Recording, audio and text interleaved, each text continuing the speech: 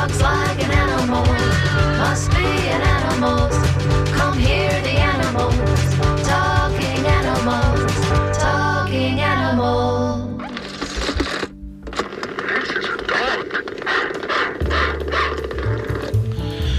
Good morning. This is Talking Animals on WMNF. I'm Duncan Strauss, and my guest today is Tracy Callahan-Molnar, handler and chief human of Beacon, the therapy dog who's become increasingly beloved across the USA gymnastics world, and, not coincidentally, has also become a full-fledged media sensation.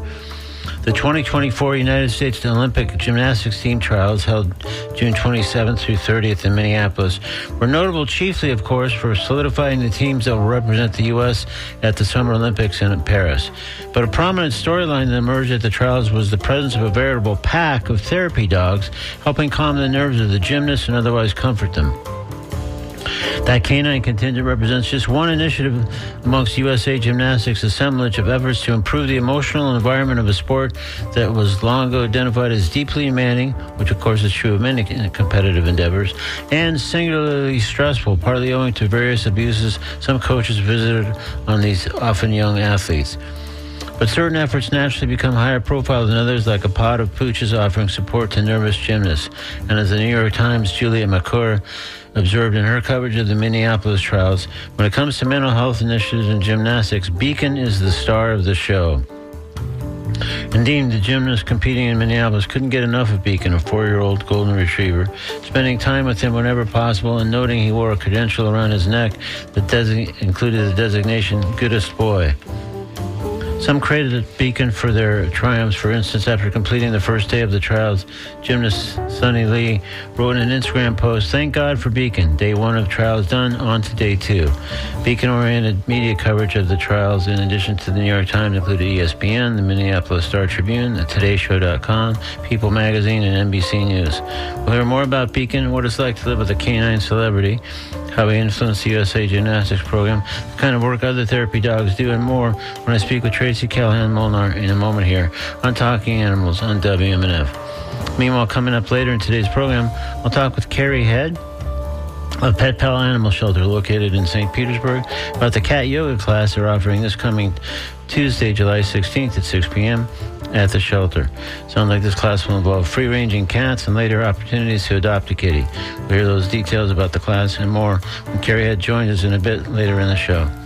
Right now, though, let's discuss therapy dogs, and in particular therapy dog Beacon, with his handler and human, Tracy Callahan-Molnar, with a reminder that I invite you to join the conversation by calling 813-239-9663, emailing dj@wmnf.org, or texting 813-433-0885. Let's welcome Tracy Callahan-Molnar to Talking Animals on WMNF. Good morning, Tracy.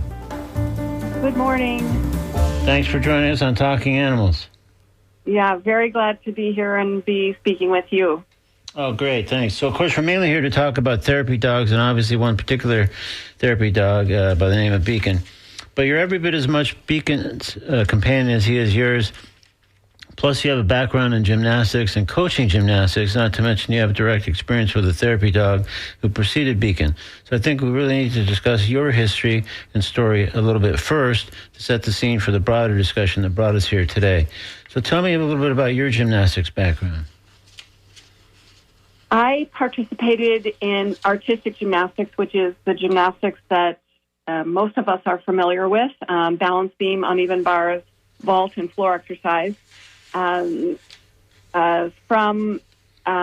when I was a child through my sophomore year of college.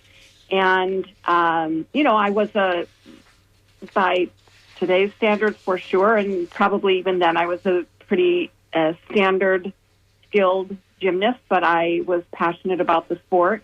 And after my sophomore year of college, the college I was going to lost their recruiting funds, and so we lost our artistic gymnastics team, unfortunately. But my coach, Nora Campbell, had already had her hand in the sport of rhythmic gymnastics. She was helping on a national level, but without a job title behind that. It was just her own passion for the sport of rhythmic gymnastics. And so she started a collegiate rhythmic gymnastics team, which was and still is the only college ever in the U.S. to have had a rhythmic gymnastics team. And rhythmic gymnastics is the sport that you see that uses hand apparatus such as ribbons, balls, ropes, clubs, and hoops. Mm-hmm. And it's been a Olympic sport since 1984 and is growing. The sport is so much stronger in the U.S. now than it was definitely then. And so I did that sport for 2 years. I wasn't great at it, but I was, I think, as passionate about rhythmic gymnastics as I was about artistic gymnastics. And I graduated with a degree in education, and I had already been teaching artistic gymnastics while I was going to college. And it just sort of poured into my starting a rhythmic gymnastics program where I was teaching. And I taught that sport for 36 years and coached a competitive rhythmic gymnastics team for 10. Wow. That's some serious experience there. It was just such a beautiful blend for me to having been a gymnast and always, I think, since I was a kid, wanting to be an educator, just to move into teaching a sport that I loved so much. So, with much pride and appreciation for having been able to teach for so long. Well, and it also sounds like kind of like that the whole sort of through line of that story, or at least one of them, is that you absolutely love gymnastics to the extent that when the artistic gymnastics program didn't kind of pan out there at school, and the coach there started this rhythmic gymnastics thing, you thought, all right, well, that's not really what I've been doing, but I'm going to jump into that because it enables me to still be in gymnastics. 100%. I couldn't stand the thought of not participating in the sport. And like I said, I wasn't great at rhythmic gymnastics, but my coach embraced my abilities, and as she did everybody else on the team, and we were off and running for those 2 years. So, so glad to have done that sport. And just to back up for a sec, when the coach launched that program, and I think at one point you said, maybe I misunderstood, that it was the only rhythmic gymnastics program like that, was that because other schools and universities and just even other more broadly programs had included other, artistic gymnastics as well, so they didn't have just exclusively rhythmic gymnastics? Is that what kind of separated it?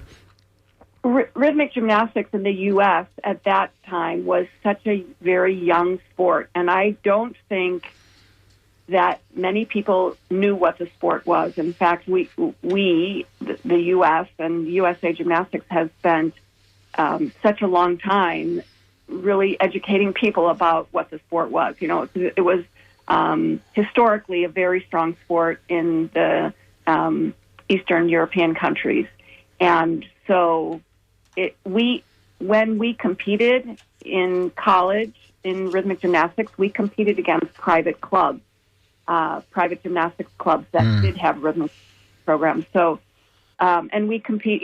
High ceilings are an important facet of a venue for rhythmic gymnastics because it involves high tosses of these hand apparatus, and so I remember competing in shopping malls because they have endlessly high ceilings, and it was really such a new sport to much of America. So I think I don't think there are even like intramural rhythmic gymnastics programs at colleges. So it was really it's too bad that it hasn't kind of continued in the collegiate level of sport, but again, just glad to have participated. For sure. Why do you think it hasn't kind of continued or taken hold kind of maybe the way you guys that were participating then hoped that it would? I don't. There was a push at some point to start introducing the sport in colleges, but it just was, I don't know. I wish I could provide the history about what the challenges were. Yeah. But I am happy to say that our like the national governing body of our sport, USA Gymnastics, the sport has grown much stronger with USA Gymnastics and across the country.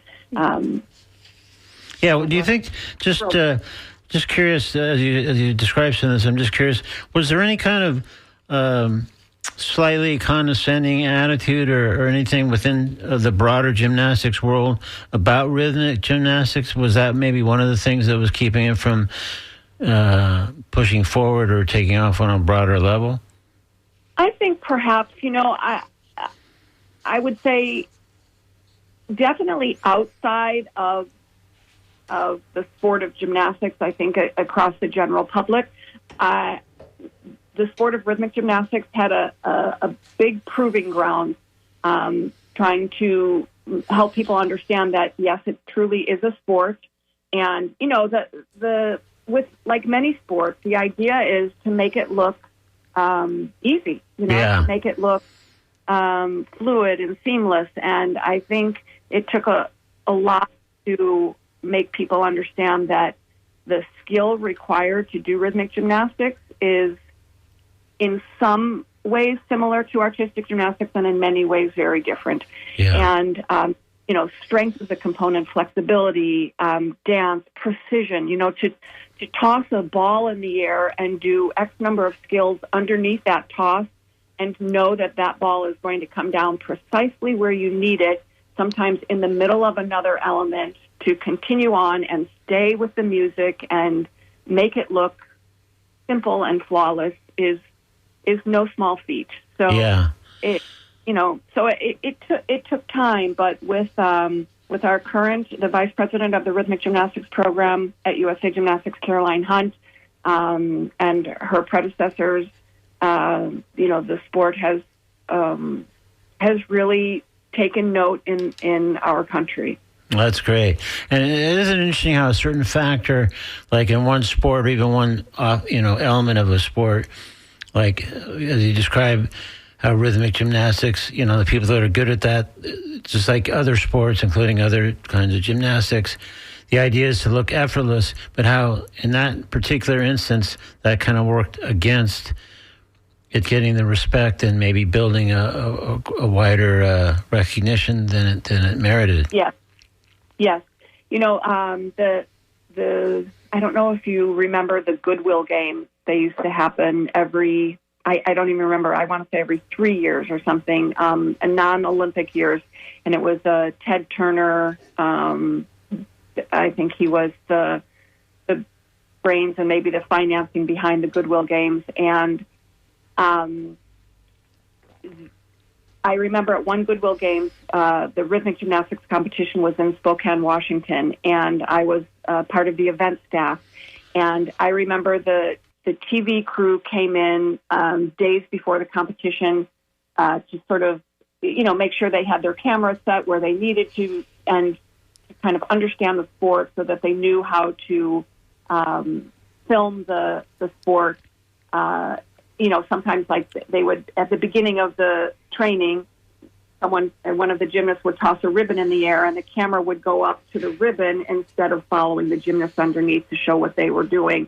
So it was just sort of an education for the cameramen. Mm-hmm. And we heard their snickering and their jokes about, oh my gosh, I can't believe we're here filming this and it's a sport. And by the end of the competition, some of those same cameramen were coming up and apologizing to us, event staff. I don't know that they spoke specifically to any of the gymnasts, but they just grew very appreciative of how technical the sport was and how difficult it was. So, again, it was all about getting the sport out there and helping educate the public about what the sport is.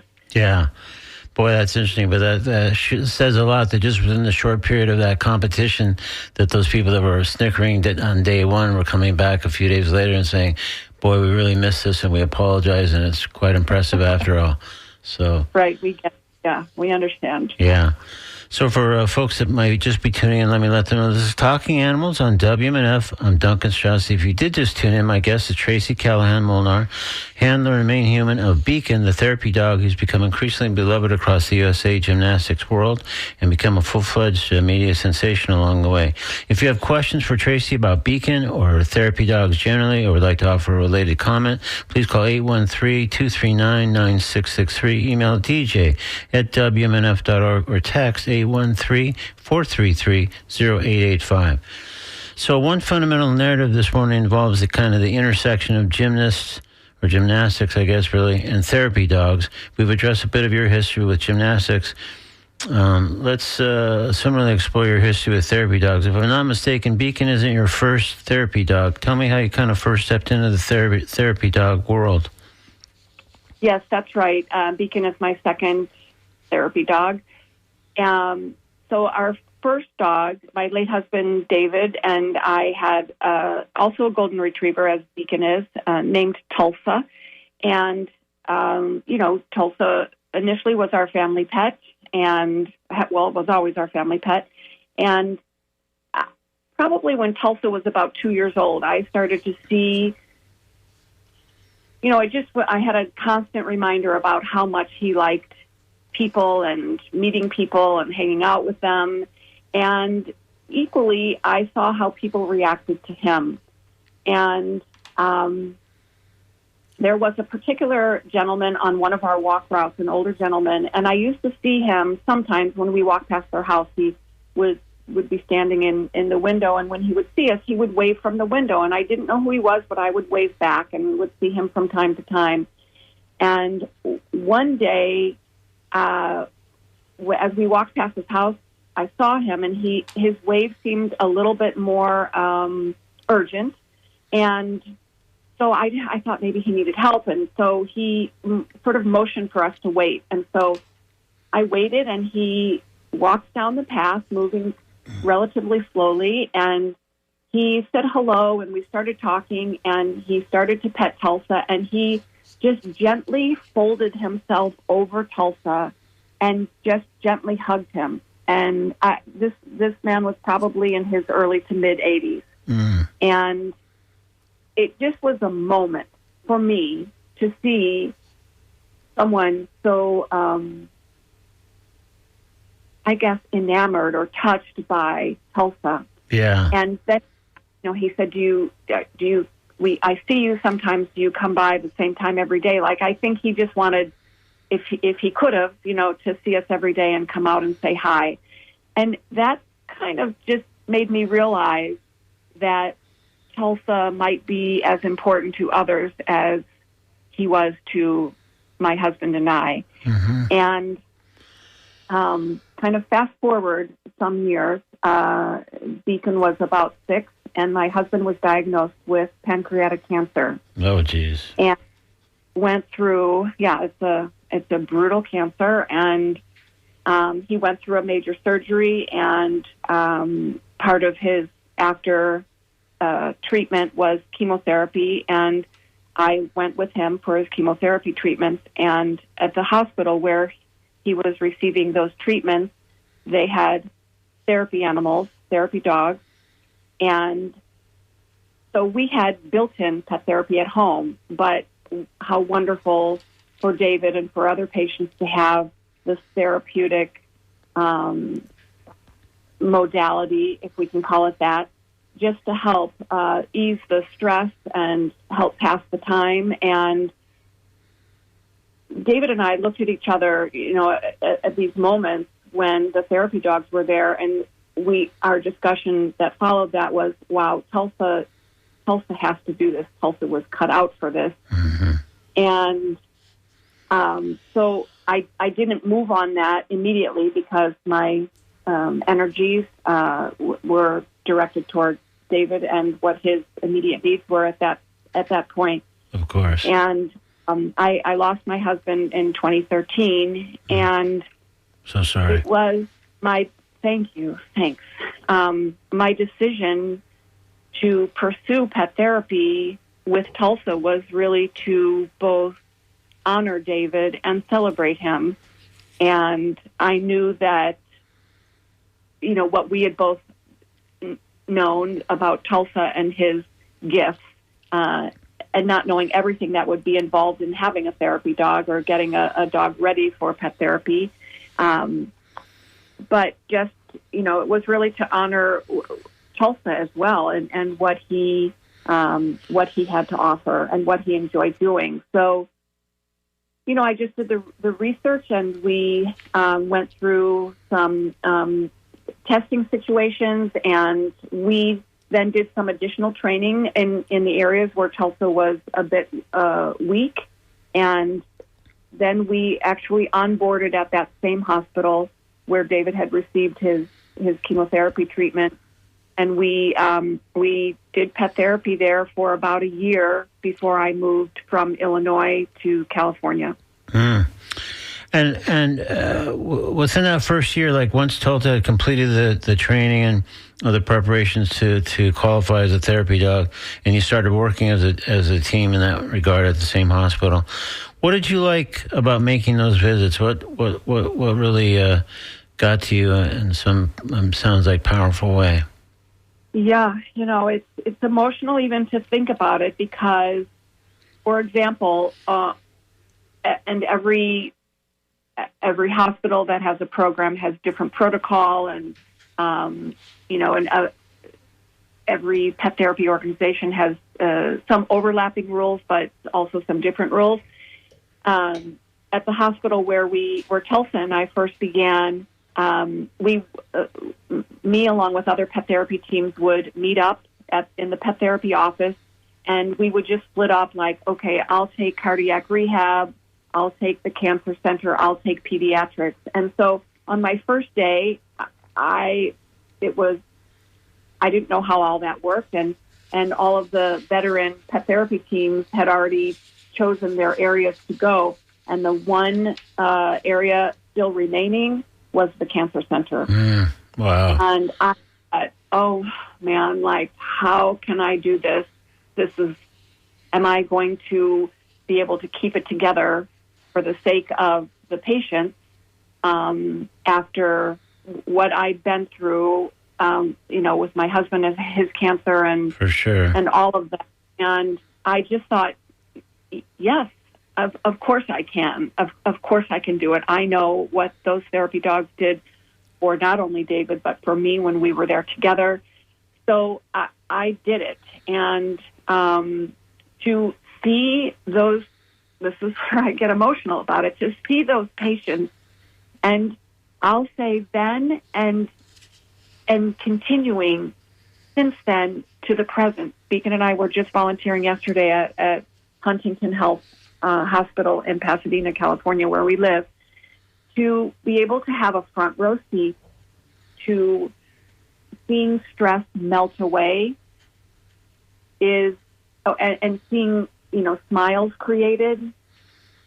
It's an honor. It really is an honor and a true privilege to be able to do that. And that's what happened that day with the cancer patients that we visited. And I knew that it was not only something that Tulsa was cut out to do, but that I was as well. And we made it a good team, as I think Beacon and I do. Boy, that's the very definition of toughing it out, though, when all the assignments were complete and all that was left for you was the cancer ward, and it's like, oh my goodness, can I really do this? And you just seem to forge ahead, and I guess taking strength from some of the experiences and from Tulsa himself. And it sounds like really this was kind of foreshadowed in a way from your walks with that neighbor that really took a shine to Tulsa. Yeah, I think that's well put. I agree with you, and it was just about paying attention to it and then doing something about it. So and like I said, Tulsa was about 2 when I first started to see that he had these gifts and these interests to be with people and the right demeanor. But I didn't do anything about it until he was 6. So, so grateful that I did and that I paid attention. And if there's a silver lining to what David went through, that could be it right there. Yeah. So let's skip a little bit ahead in the timeline and talk a little bit more about Beacon, who, of course, is, as I've noted, become kind of a media darling, and obviously really made a huge difference in the USA gymnastics world. So what was the initial circumstance leading to Beacon's kind of first visit with gymnasts? Yeah. You mean in terms of becoming a therapy dog? Well, yeah, I assume that he, unless it was before he was an official therapy dog, I assume his probably first encounter or with gymnasts or in the USA gymnastics world was probably as a therapy dog. But maybe there was something more informal initially. So Beacon, when I got Beacon, I just hoped, because I loved doing the pet therapy with Tulsa, I hoped that he would want to do it and that he would have maybe not exactly the same gifts as Tulsa, but similar gifts in terms of, being trainable, liking people, being gentle with them, all of that. And so probably from, the day I brought him home or the day after I brought him home, my personal feeling is that I'm sure that there is specialized therapy dog training out there.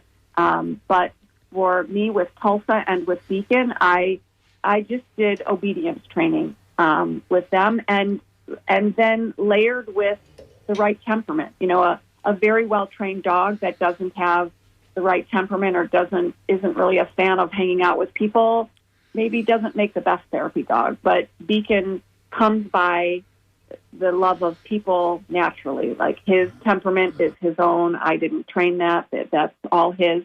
And then I did the obedience training with him. So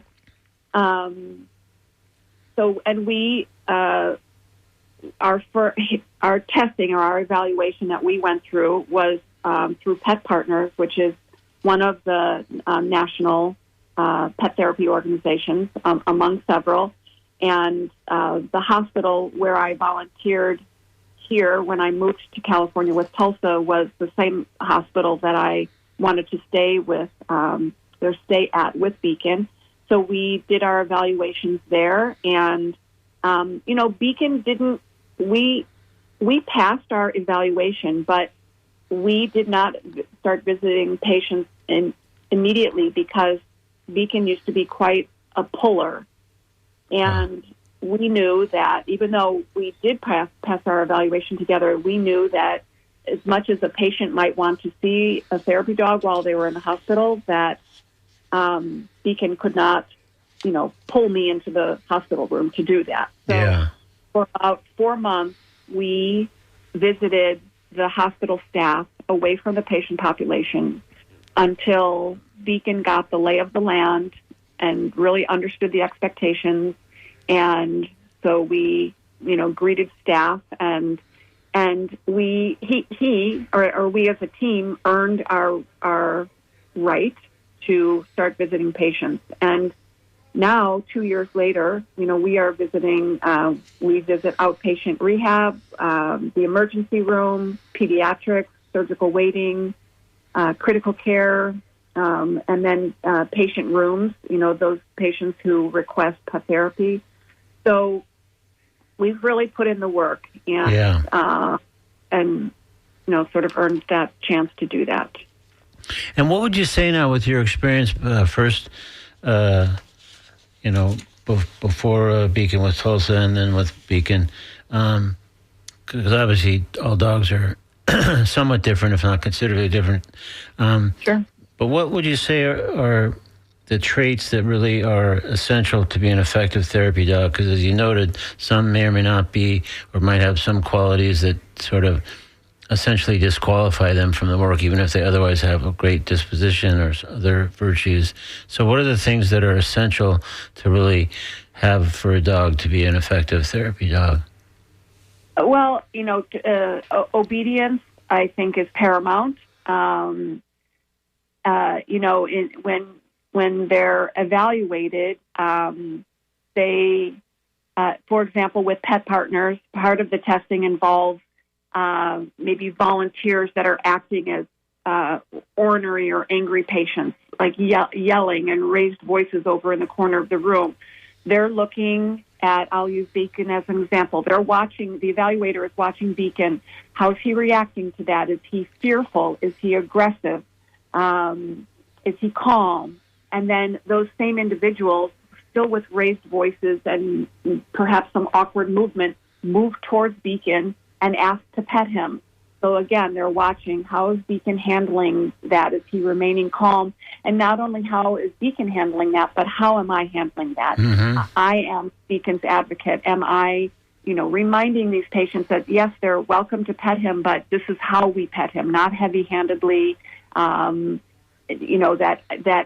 if they're not following sort of my directions about the best way to greet Beacon and to pet him and spend time with him, then it's my job then to remove him from that setting. And gratefully, I've never had to do that. But sometimes I've had to give gentle reminders about, just soft petting or, keeping a little bit of space, not having a lot of people be kind of constraining to the dog, that kind of thing, or not tight squeezes on hugs.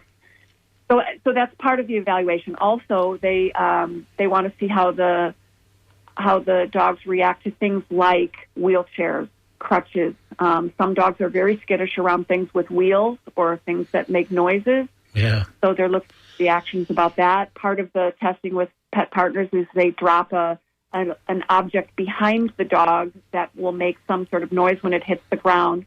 Again, they're looking for the reaction, aggressive, fearful. They, I think, expect a reaction, but they're looking at how quickly they recover. Yeah.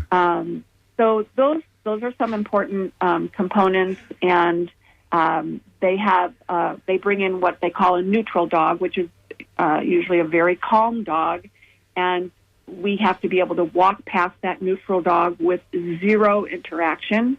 They cannot, like my dog couldn't cross in front of me to go sniff or say hello to that dog. We just have to keep going as though that dog wasn't there. He has to be able to walk past a dog toy on the ground. Some programs you have to be able, if there's a food on the ground, and the dog has to be able to walk past that without lunging or grabbing at that. So, Wow. I think they're to kind of produce situations that the dogs might encounter in different therapeutic settings. But there's certainly quite a bit of variables, and they're really testing those dogs in all kinds of ways before they're cleared, I guess, for duty, as it were. Yes, because it's we all think, wow, warm and fuzzy. It's a great thing to be able to have therapy dogs in a hospital setting, and not just a hospital setting. We now know there are therapy dogs in school settings or assisted living facilities, Airports, etc. Yeah. Yeah, have reading programs for kids where the kids can just be sitting on the ground reading while they're petting the dogs. In a non-judgmental. Dogs are not judgmental, so what a great environment for kids to be able to do that. So but when you're putting an animal, whether it's a therapy cat or a therapy horse or a therapy alpaca, whatever it is, you have to make sure that it's a safe environment for the people that are receiving the pet therapy and for the animals themselves. Yeah. Let me let folks know again, this is Talking Animals on WMNF. I'm Duncan Strauss. My guest is Tracy Callahan Molnar, handler and main human of Beacon, the much-beloved therapy dog who became a media sensation at the recent USA gymnastics trials for the Olympics. We invite you to join the conversation with any thoughts about therapy dogs or questions you might have by calling 813-239-9663, emailing dj@wmnf.org, or texting 813-433-0885. So, I don't want to run out of time before we acknowledge that Beacon was clearly the belle of the ball in Minneapolis. He elicited all kinds of coverage in the New York Times and a range of other media outlets. The gymnasts couldn't get enough of him. It also looked like there was probably some very long days at those trials. So I guess I'm interested to know, what kind of toll does that take on Beacon to have what at least appear to be very long days? I mean, how does he cope with that, or how do you kind of help mitigate whatever wear and tear there might be on him doing all that great work? Yeah, that's a great question, and I'm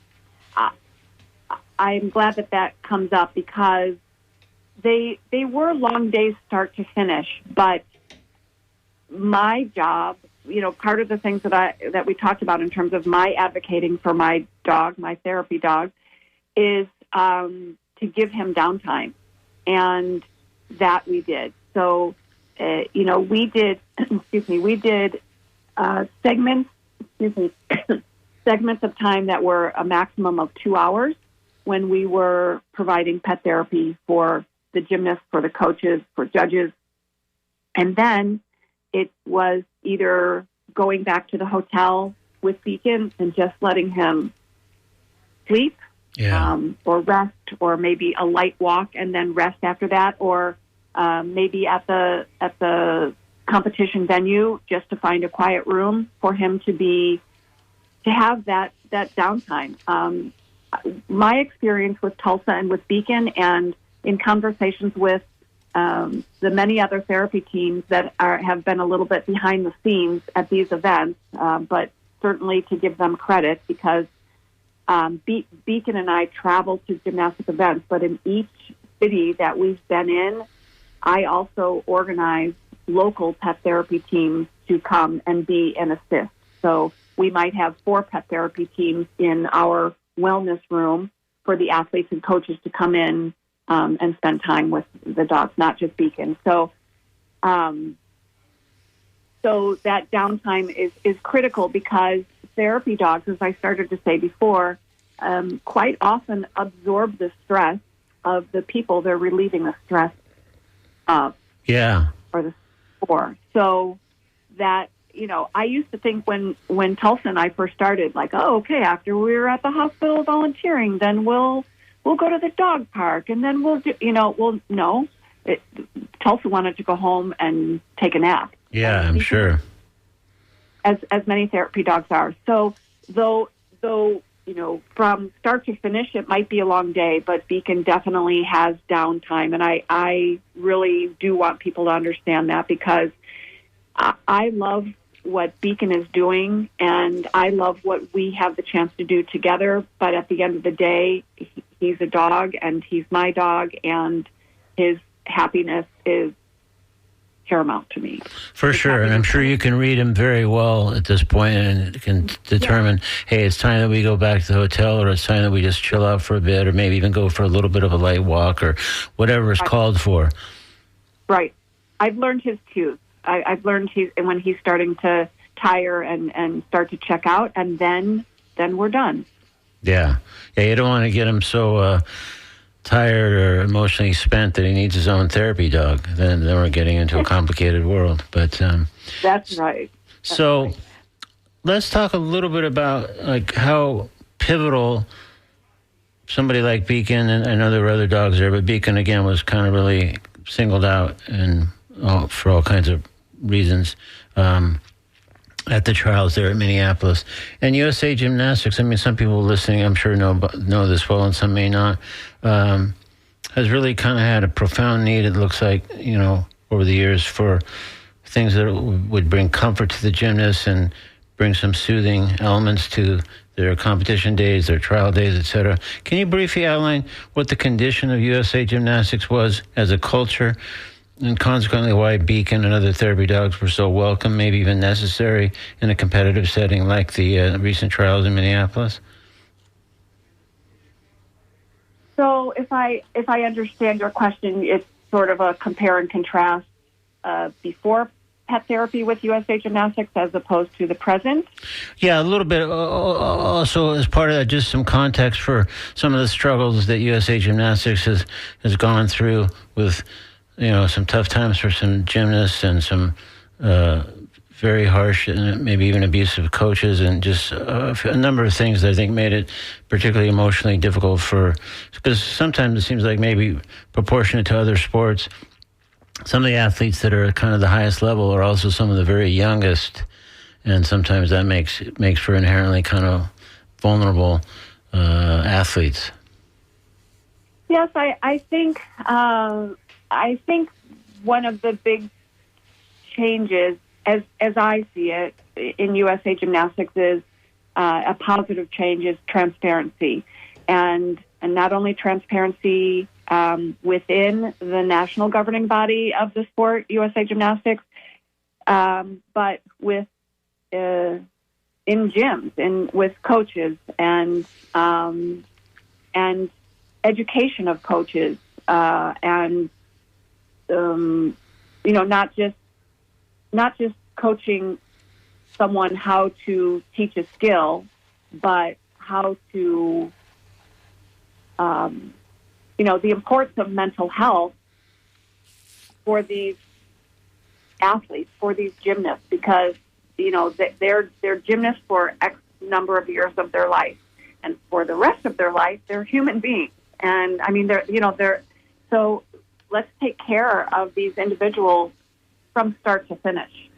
And I really not only applaud USA Gymnastics for, look, they did go through a lot, and they have recognized, sorry, I'm going in the background, it's been very public about the struggles. But I really admire and acknowledge what they're doing to dig out from that, really. Yeah. And pet therapy is one of those, and one of those, the ways that they're doing that, and really supporting.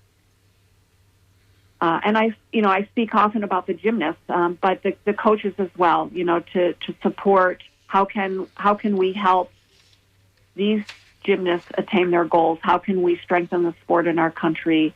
And pet therapy. That's really the area where I can speak the most strongly about, because that's what I'm involved in with USA Gymnastics.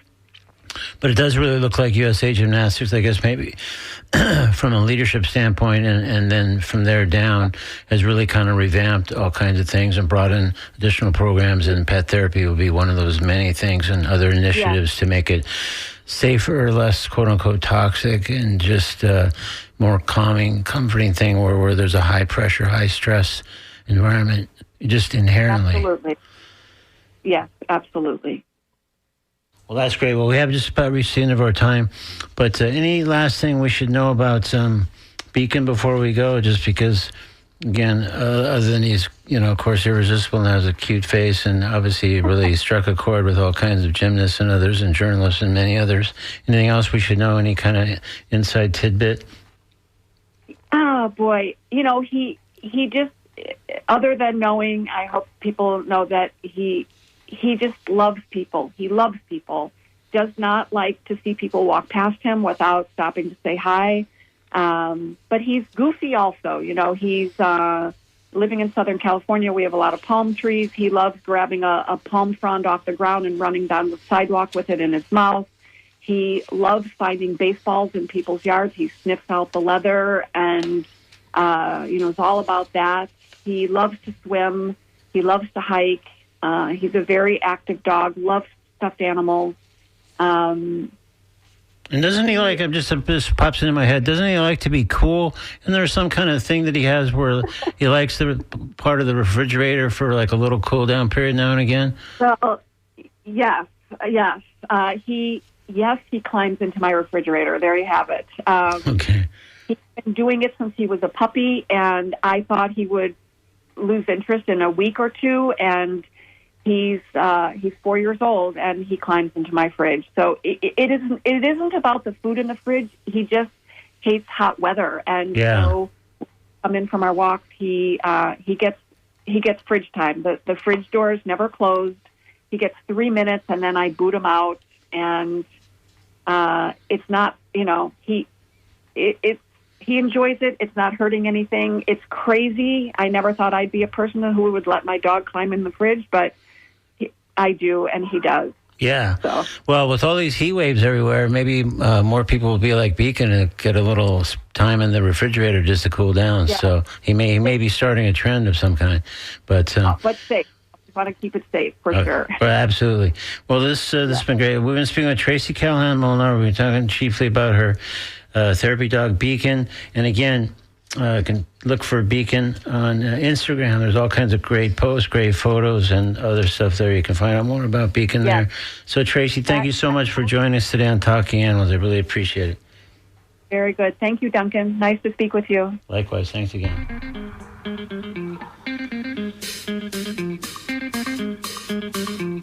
In a moment, I'll speak with Carrie Head about Pet Pal Animal Shelter's cat yoga class, I should say, I guess, coming up at the St. Pete Shelter this next Tuesday, July 16th at 6 p.m. You'll be joined by some of the shelter's cats, even as you do down dog, which seems contradictory perhaps. And you might wind up adopting one of the cats. More about this cat yoga class in just a moment here on Talking Animals on WMF. Right now, though, we're going to step into the comedy corner with a piece from Eddie Pepitone with a slight twist on our discussion of Beacon and other therapy dogs. This is a piece called Dog Therapy from Eddie Pepitone in today's comedy corner on Talking Animals on WMF. But I've turned my dog into my shrink. I'm talking to her now as if she was my shrink because I'm bored to tears with my real shrink. You know what I mean? We understand each other. I'm there to fill an hour. She gets some insurance money, whatever it is. But now I talk to my dog like she's my shrink. I'm saying to her like, Charlotte, you don't think I have diabetes, do you?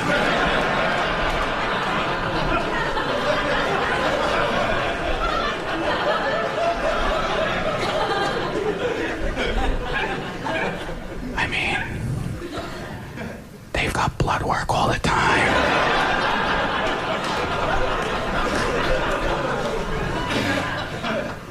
Those centrifuges they use, a lot of them are suspect.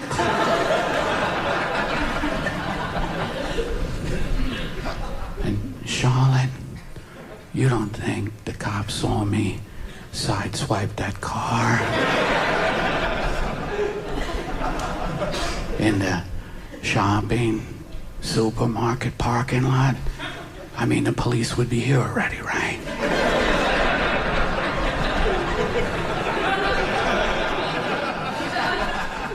Charlotte,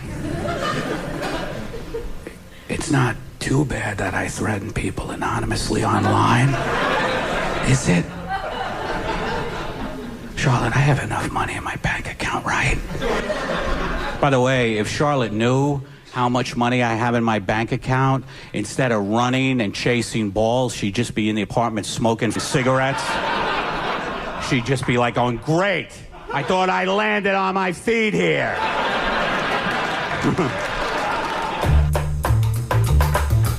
That was Eddie Pepitone in today's Comedy Corner with a piece called Dog Therapy, taken from his album In Ruins. Now it's time to speak with Carrie Head of Pet Pal Animal Shelter about their upcoming cat yoga class. Here's Carrie Head on Talking Animals on WMF. Good morning, Carrie. Good morning. How are you? I'm great. Thanks for joining us on Talking Animals. Of course. So for those listening who may not be familiar with Pet Pal Animal Shelter, can you just give us maybe a brief overview, just some basic details, history, and the mission of the shelter? Of course. We're located in St. Petersburg, and we've been around for almost 20 years now. Our primary mission is to take in animals from high-kill shelters, the ones that are going to be euthanized for time, for space, or health reasons. We bring them into our shelter, rehabilitate them, and find them homes. Well, that sounds great. So let's get into the matter at hand today. Cat yoga. So how does it work exactly? Well, we have space in our lobby for a yoga class. So once the shelter is closed, we set up for class. We open the door to our community cat room and let the cats kind of wander around the lobby and get comfortable. And once class starts, They just kind of wander around and cuddle with people or just watch. So the people get their feline fix, and the cats get a lot of socialization. So how many cats might be wandering around in a cat yoga class? Oh, that's hard to tell. It kind of depends. I know this week we have a transport coming in from another shelter, and we have probably 8 to 10 cats in that transport. So assuming that everybody's healthy and well, we should have about that number for yoga next week. Wow, that's great. And how many humans typically participate in a class like this? In the past, probably about a dozen. We have room for up to 18. So, anywhere from 12 to 18. That's great. Sounds like a good human to cat ratio, too. I like that. Oh, it's a lot of fun, for sure. Some of them are a little shy and might hide. A lot of them might just climb right over you while you're doing your downward dog. Well, that's awesome. And then what's the possibility or likelihood of one or more of those cats being adopted by the end of the class or afterwards? Being adopted? Yeah. Are you? Sometimes that happens. It does provide a little opportunity for the yoga attendees to meet our cats and spend some time with them. And every once in a while, somebody will fall in love. And we always hope for that, for sure. So sometimes that's a byproduct, but that's not necessarily the intent. The intent is just to do a yoga class where cats are kind of wandering around in and out of your various poses. Exactly. Yeah. Exactly. It does. It's good for the people. It's good for the cats. So it's a win-win. That's great. All right. Well, let's go over the details here. So again, this is next Tuesday, July 16th, 6 to 7 p.m., I believe, at Pet Pal Animal Shelter itself, right? Which is 405 22nd Street South, right? Correct. In St. Pete? Correct. Yeah. And so how would someone, if they're interested and say, hey, I want to get in on this, how would they register or follow up? There is a link on our website, on the homepage of our website for cat yoga. You can purchase tickets there, or if you go to we have a Facebook event on our Facebook page. There's also a link to purchase tickets there. If either one of those gives you trouble, you're always welcome to call the shelter, and we will get you set up. Okay, cool. And the website is what for Pet Pal Animal Shelter? PetPalAnimalShelter.com. Well, that couldn't be any simpler, could it? That's great. Right. Cool. Yeah. Well, this sounds like it's going to be fun, and hopefully we'll get some good cat action and yoga action, and maybe even get an adoption or two out of it as an added bonus. That we can only hope. So, I sure hope so, and thank you so much for having us on and putting the word out. We appreciate it. For sure. Thanks for joining us today on Talking Animals. Good luck. Thank you. Bye-bye.